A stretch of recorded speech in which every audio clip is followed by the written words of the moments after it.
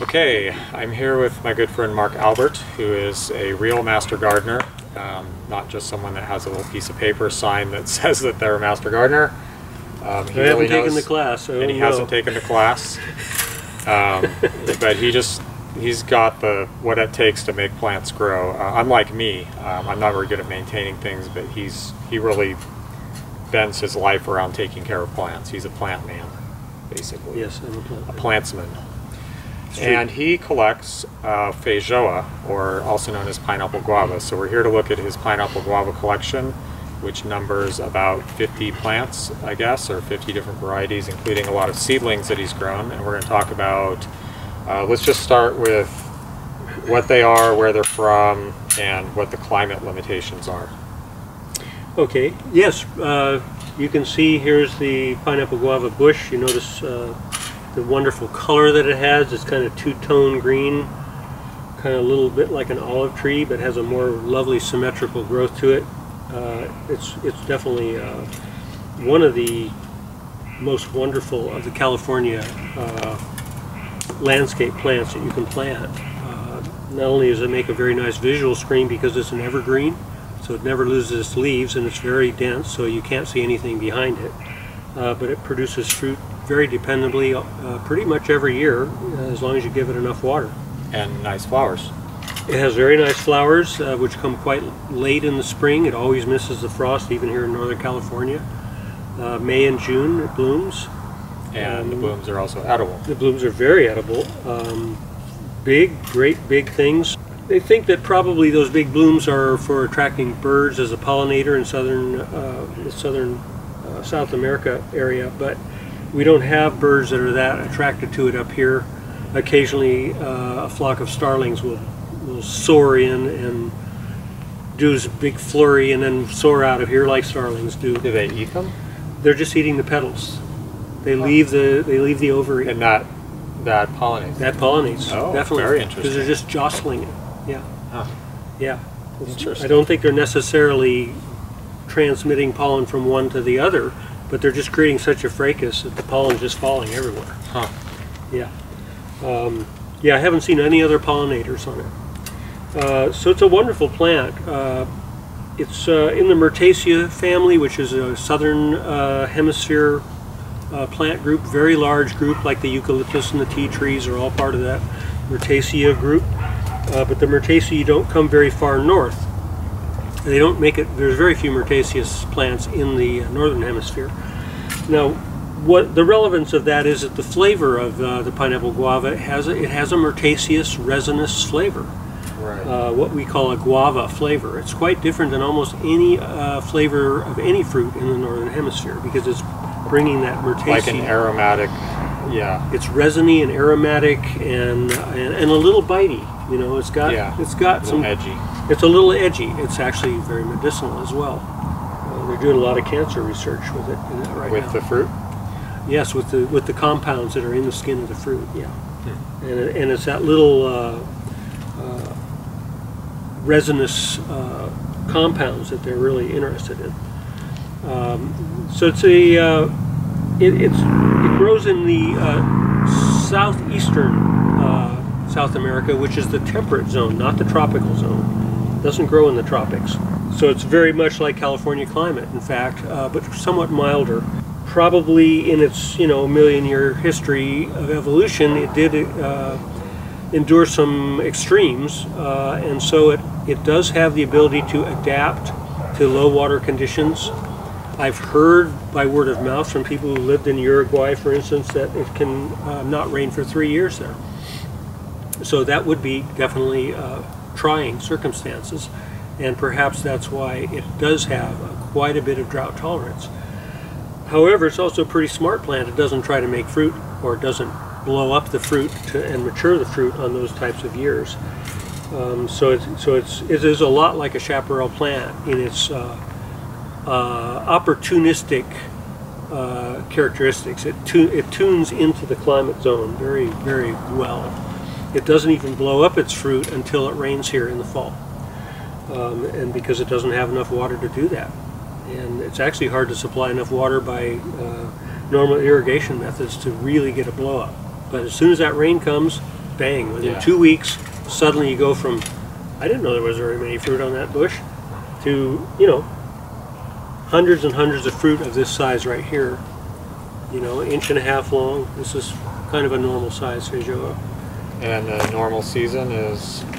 Normal season around here is, in the Bay Area it starts in late September. As you work farther north, it's a month later, so it starts usually here around mid-October, and then it will go to Christmas time, unless we depending on the variety. Yes, depending on the variety, and depending on when the really cold 25 degree frost hits and basically cooks the fruit on the tree. Okay. Sometimes a frost of 28 or 27 will damage the fruit, but the fruit that's laying on the ground under the tree canopy will be saved, so you can still harvest everything that fell. And okay, so if someone wanted to maximize the season, they would plant maybe 3 different varieties to get kind of up.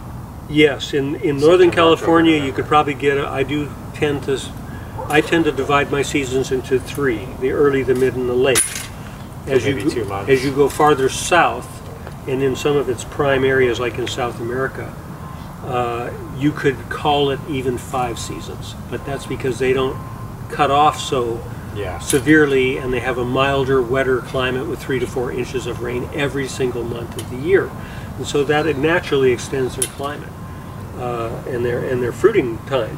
Whereas here, the rains don't usually start until September. It takes a couple of weeks for the fruit to blow up and begin to mature, and then we get cut off sometime in December usually. And otherwise, they would kind of hang for a little while.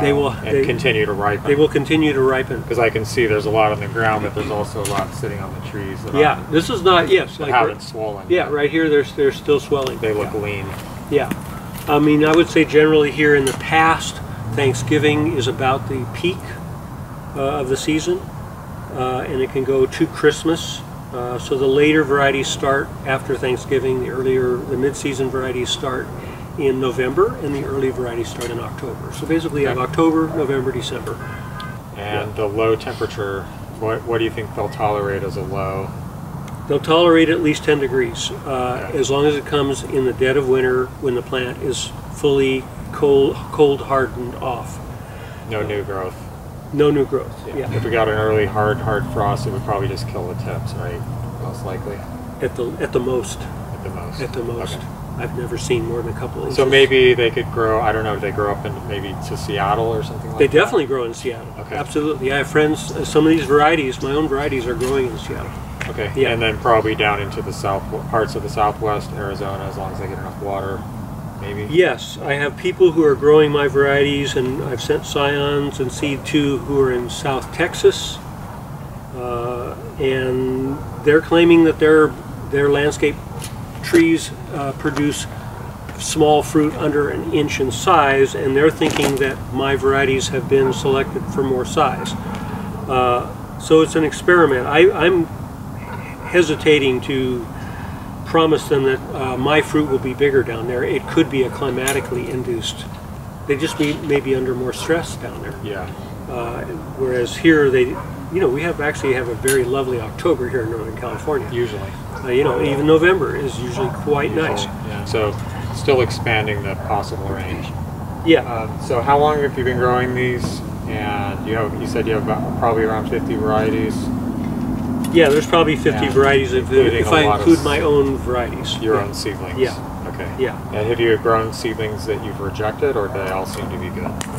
Oh no, I've definitely grown seedlings that I rejected. Okay. In fact, I'll probably be cutting out 10 or 20 this year. But your seedlings from certain varieties are always good. Is that correct? Yeah, seems to be. Okay. Yeah. Mm-hmm. My original strain that I discovered in Santa Barbara 40 years ago seems to be pretty true to seed. Okay, and that's basically a more primitive, smaller fruit, isn't it? It is a little smaller, but it is extremely good tasting. Okay. Yeah. And I believe that is the Besson strain, which is one of the original, it's the second importation into the country. Okay, so that was probably someone picked out the best one down there, imported it. It was picked out in France, actually. In France? It was sent. Okay. It was sent by the Besson Frères is his name. It was a nursery in Lyon, France. and it was sent to Dr. Fenzi in Santa Barbara. Okay, so your seedlings 1905. from that are really good, and that's what your favorite. What's your favorite seedling called? The Albert's Pride group. Okay. Yeah, it's. But you would include any seedlings. It's in this what I in call that the San group. Marcos group. Yeah, Okay. because my nursery in Santa Barbara in the 1970s was San Marcos Nursery, Okay. and that's when I collected my first seeds from a very remote and isolated group of 10 plants that produced identical fruit. Okay. And so everything has come from there. But since then, in the 2 or 3 generations of seedlings that I've grown out, there's been some hybridization with some of the larger fruit. Oh, and so okay. now I guess I am getting A little bit different. superior fruit. And I think that's true worldwide. The plant Okay. is actually improving itself just by crossbreeding. Because it's very recently out of the wild. It's been out of the wild less than 100 years. Okay. Or a And little over 100 years. When we did the tasting a few years back, 2011 December.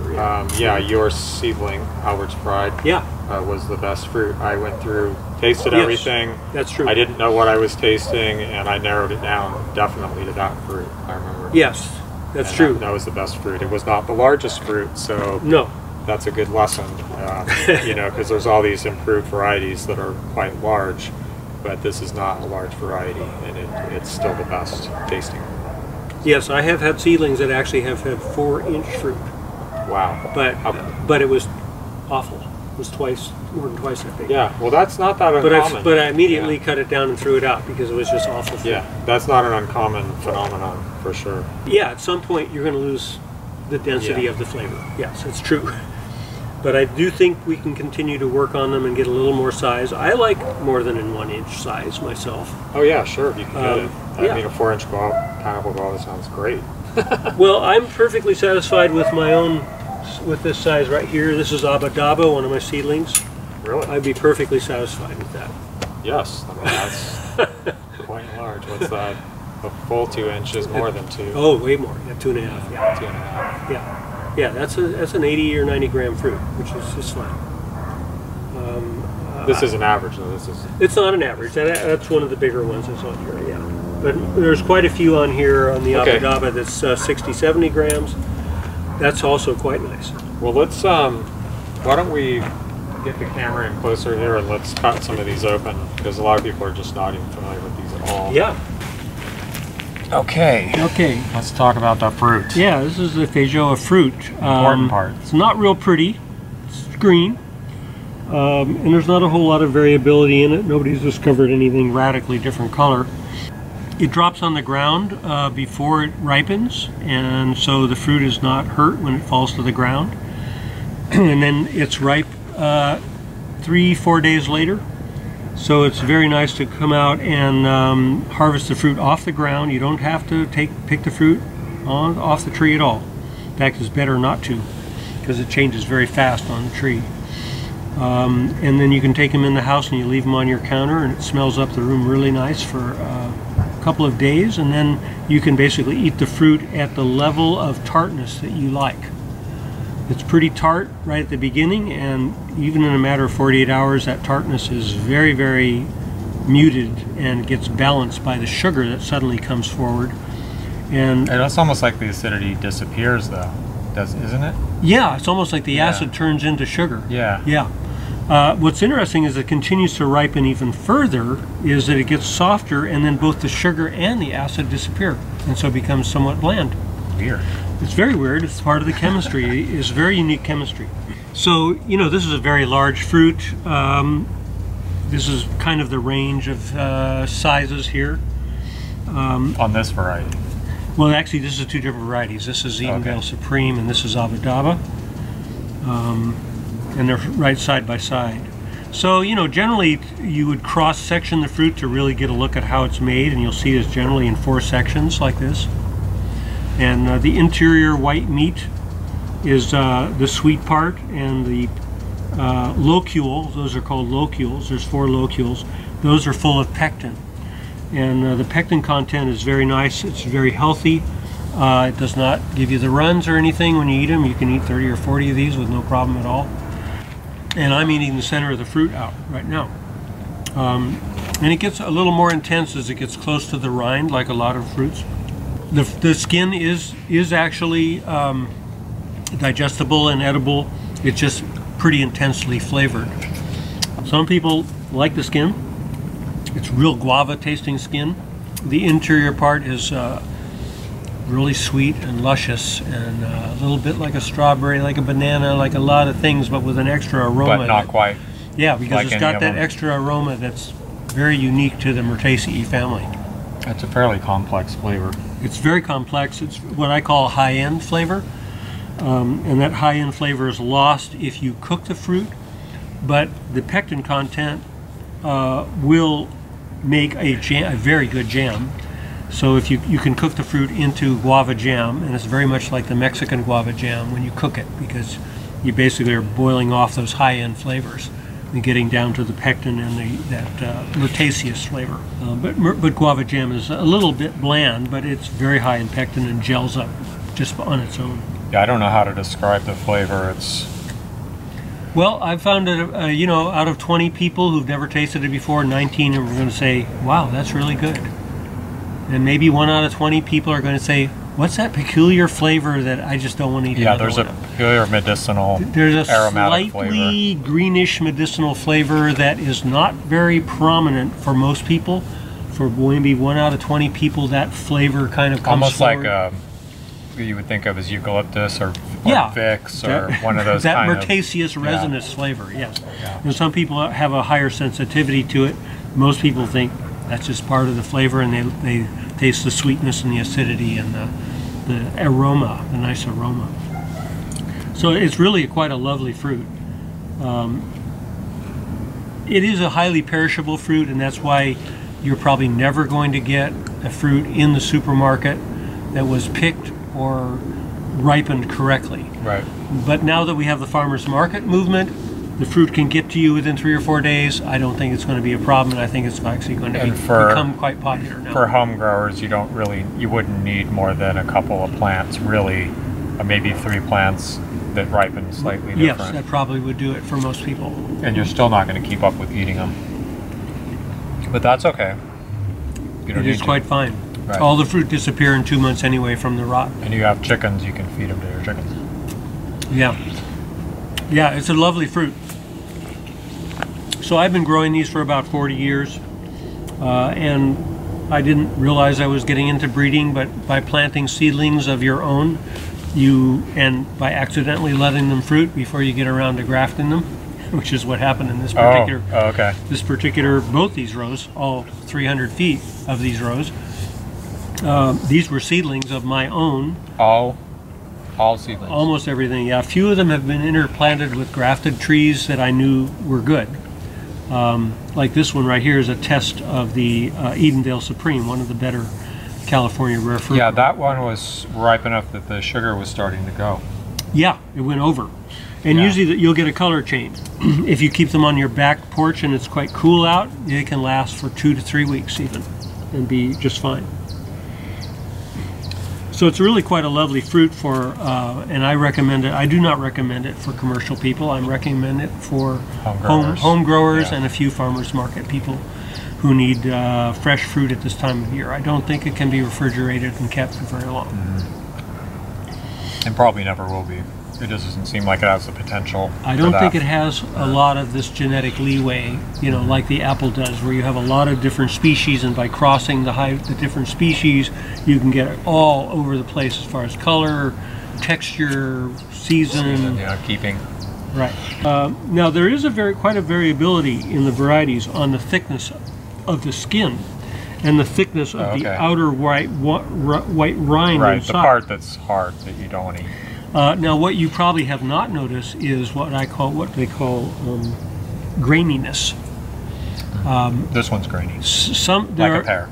Yeah, there's some graininess to some of the varieties, and I'm trying to breed graininess out myself. Okay. I like more of the fruit to be luscious and sweet, and so my varieties tend to be thin rind, which doesn't help the transportability very much, but I'm not interested in the transportability. Right. I'm interested in having a luscious fruit for The home. best possible fruit. Best possible Yeah. tasting fruit with the most amount of usable fruit for the home. And that's grow. exactly what commercial interests would do, is they would breed for that and breed out the flavor and, you know, prioritize everything but the At least quality. they're going to put the bounceability of the fruit way ahead of the flavor. Now, you know, I can't... Which you're saying in this case is likely to cause more graininess. It's likely to cause more graininess and more unusable portions of the fruit. Now, it's true that the market, because of the organic movement and the slow food movement, the taste is now starting to become a factor in breeding, and they're now taking these very firm, easy to move fruits and they're trying to breed flavor back in. Right. And I say more power to them. I don't mind a firm fruit that has a lot of flavor. The demand now is for flavor, and so they're starting to think about, okay, how can we get some flavor bred back into well, it's these? working for apples. I mean, apples are definitely improving in flavor along with the shipping and all that. Yeah. But still, there's certain things that they'll never be able to do that will work for commercial stuff, like something that drops off a tree and just will not ship and keeps really well and tastes great. You know? Yeah. Although genetic engineering might change all of that. Maybe, yeah. But some things are just delicate. And that's probably part of their appeal. Yeah, I mean, at this stage, this is a perishable fruit that's really good for backyard people. All the fruit does not fall at one time. It falls over a period of about a month. And so we have our October fruit and our November fruit and our December fruit of the different varieties. So we're a couple of trees up from where we were before. This is what I call W3, which is the west row, third position. I actually had some Cornelian cherries here planted every other one, and they were just awful. So they got pulled out, which actually was a good thing because the pineapple guava seedlings needed a little more room than I was giving them to begin with. So we're at W3 here position, and this is a seedling, very much like many of the seedlings in my row. I was going to graft all of these seedlings over to the variety Moore, which I thought was the best of the rare fruit grower varieties that would ripen here. And I didn't get a chance to graft them in time, and they started fruiting, and I realized they were as good as Moore. And so I left them continue to grow, and they're fruiting quite well now. And they fruit every year. This is the W3 is probably what I would call the Albert's Pride group. Very similar fruit, kind of this oblong round fruit, thin-skinned, sweet, and juicy as well. The locules, you know, so there's only 3 locules in this one, which is not bad. What I'm looking for is this incursion of the white meat into the center of the fruit, because I found by just tasting it and separating it that in fact it's the white meat that goes into the fruit that makes it sweeter and better quality. Whereas if this was all locules with very little white meat incurring into the center, it would be somewhat bland, because the pectin content is somewhat bland. The outer content, the outer white rind, is somewhat grainy and pretty resinous flavored, but the interior white meat as it goes into the center of the fruit becomes quite sweet. And so the whole package as a whole is quite nice, but I definitely am breeding towards this white center meat here. I have a variety down the way that didn't bear this year called Albert Supreme, and it's actually got a lot of interior white meat. It's almost solid white inside, but it's soft inside, so it's almost banana-y in texture, and I thought that was, it's very late as well, which is quite nice. If you were really intentionally breeding these, what things would you most want to improve? Maybe in list of order of priority. I think what I would like to improve, what I want is, I would like a thinner exterior white rind and more interior white meat. I don't have a whole lot of use for a thick rind, so most of my varieties are quite thin-skinned. So you could call them perishable. They're even more perishable than, you know, what most market people would want. But I'm more interested in the home grower and a luscious fruit. And luckily I started with a variety 40 years ago in Santa Barbara that was naturally sweet and juicy. That was even the original description of the Besson variety, which is what I believe I started with. So this is just one of about 50 seedlings that I planted. So this is W3. This is quite an acceptable fruit to me, and I don't think anybody would deny that this is quite a lovely fruit. I have a lot of seedlings that are very, very similar to this with very subtle differences.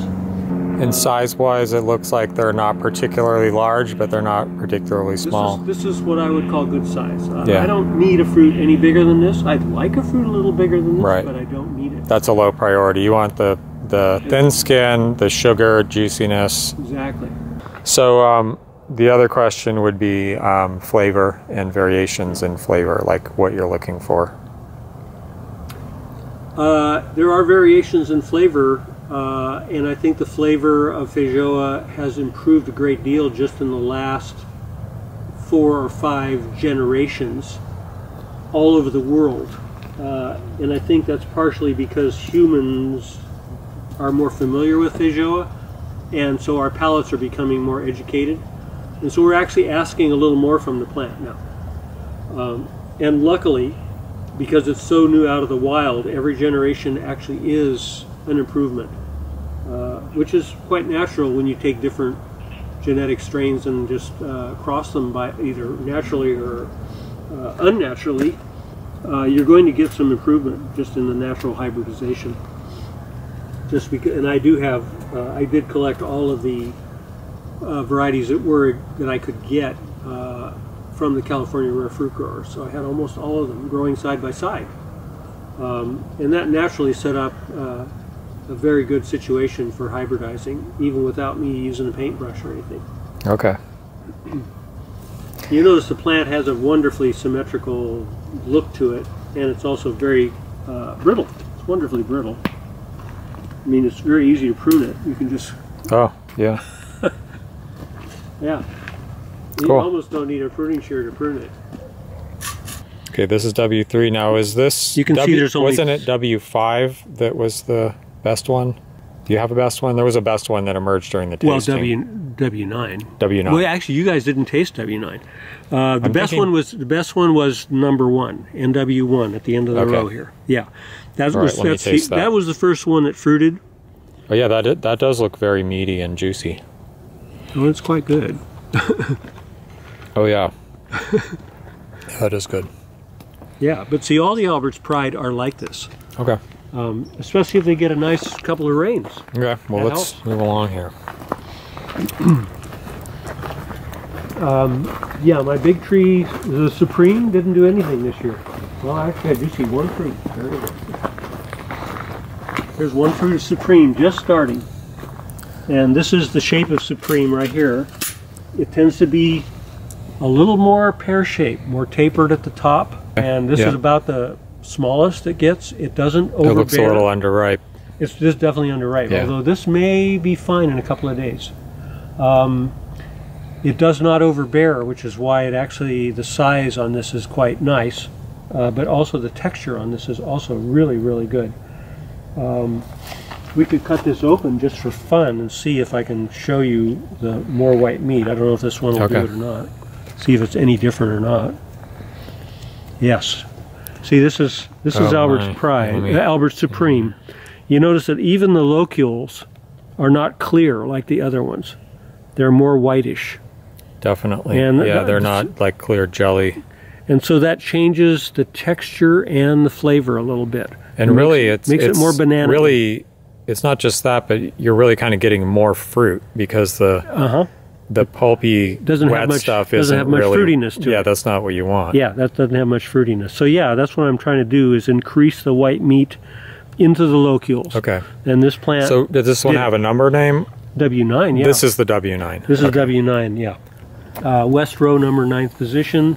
I've now knocked out the plants on either side, and it's a very... My friend Don Polinsky is also growing this, and he says it's a very good grower. It looks big. It's big. Yeah. It's not what they call a drooper. A lot of these name varieties are upright. droopers. Yes. The branches come and they hang and they flop all over the place. No, really, if I look down the row, this one looks very it's impressive, vigorous and upright. It's always been very, and I've chopped a lot of it off because it grew so much. And this is the driveway, so I've chopped all the front of it. Interesting. Yeah. Okay, so it's a very, very nice variety. So the obvious question now that everyone wants to know is, how do we get this variety?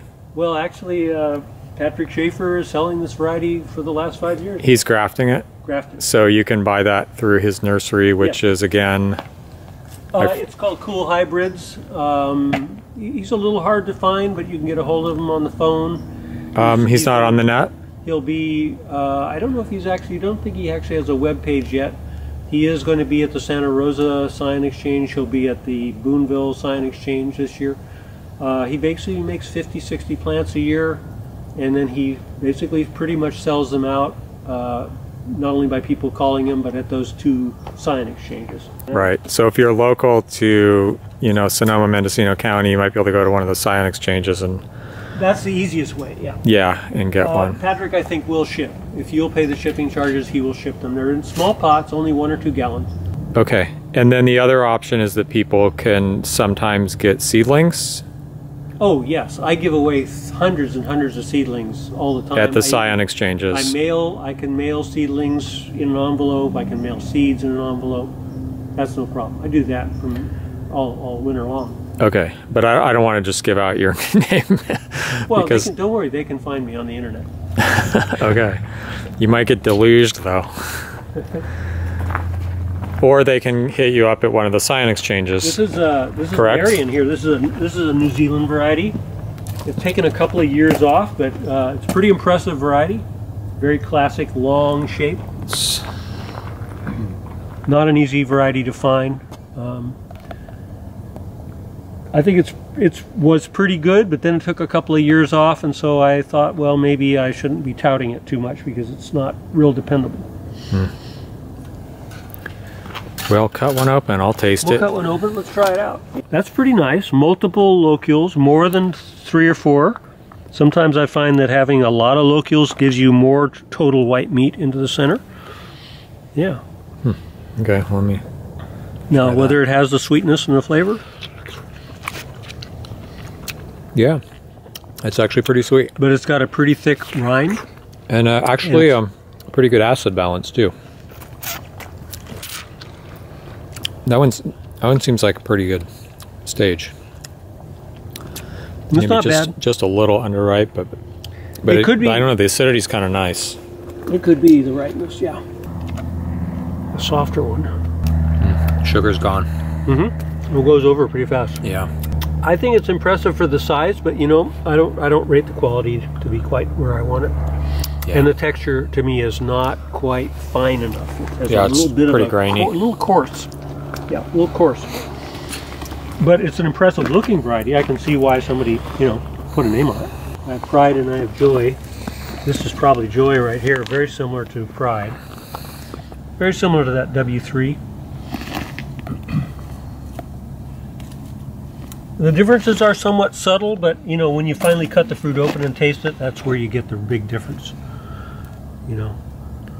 Yeah, this looks like, see, the locules are a little bit white. That's nice. Yeah. Yeah, that's definitely. That probably indicates that it's going to have some interior white meat flavor. Oh yeah. That's about the sweetest one we've tasted. And it has also a little anisey after hit, which is nice. You know, yeah, nice, it does taste a little bit different. Nice anisey hit. Yeah, well, that's why I thought it could be separated out from the group. Yeah, the flavor is kind of peculiar. I kind of like that flavor. It's what I call blackjack or anise flavor. Yeah. All right, I'm not sure. I think it reminds me of something else too, besides licorice. Yeah, it's a little. It's hard to describe it. Right here is a graft. Is this one bruised or is it purple? No, this is actually part of the San Marcos variety qualities, which is why I thought it was a Besson. The original description of Besson in Julia Morgan says it has a maroon cheek. Okay. And that is what this has. That's what I noticed. Yeah, and it tends to be round. So this is the original San Marcos variety right here. This is the mother of my newer varieties. It tends to be a little bit wilder, a little more of a clear type of locule on it. This is probably a little better. That one looks like it's just overripe. Yeah. It's there, but it's not. Yeah, not quite. The new. See, that's the trouble. Once you taste a really good one, yeah, you then want a really good one. Yeah, of course. And So that's like everything else, it's all about benchmarks. And I think our benchmarks for this fruit, because it's only been out of the wild 125 years or so, we're applying a higher benchmark to it. Right, but so now the benchmark, as far as I've tasted, and is your W9, right? W9 is or W1. I kind of like the the Pride group because of the sweetness and the juiciness. Yeah, and it's early, whereas the Albert Supreme, it's just starting to fall now. So they don't really compete. I don't compete between the mid, the late, and the early. Right. Okay. I'm willing to only make them compete within their category because I want kind of a continuous. Okay. I want a continuous flow of fruit. So, but it's kind of nice that the Albert Supreme comes at the end. Yeah. So we're checking out pomegranates here. This is a local pomegranate called you named how sweet it is. Actually, some girls in my wife's office named it when somebody who was living nearby, and I think she was renting that house, brought them in, a box of them, and all the ladies said, how sweet it is. Well, that is sweet. It's not very acidic either. How's the real? Yeah. It doesn't have that edge. It's a pink, it's a light color on the outside, and those usually are quite sweet and not very acidic. It's also less red. The kernels are less red. The kernels are a little less red, that's true. Yeah. But those are always the sweeter ones as well. Very low acid. It's a very low acid fruit. Yeah, very nice. I mean, yeah, it's nice to have some other fruits. Like if you were making a juice, you might want to blend them, but it's quite a nice fruit. Yeah, I pretty much want to keep stuffing this in my face. It's easy to eat. It's really easy to eat. Yeah. So there we go. Mark Albert's Feijoa tour. Limited. We didn't go to the first place, but yeah, I have another ranch where the full tour would take all the initial cultivars are over there. Yeah. The trouble is the new cultivars are so much better. Right. My own seedlings are so much better. So we're on to a new thing. I didn't even know I was going to be doing this until I accidentally grew some seedlings that were so much better. I guess now I'm on a new adventure. Accidental plant breeder. Thanks for the tour. You're welcome. I think he's quite enjoying that. He does. Samurai.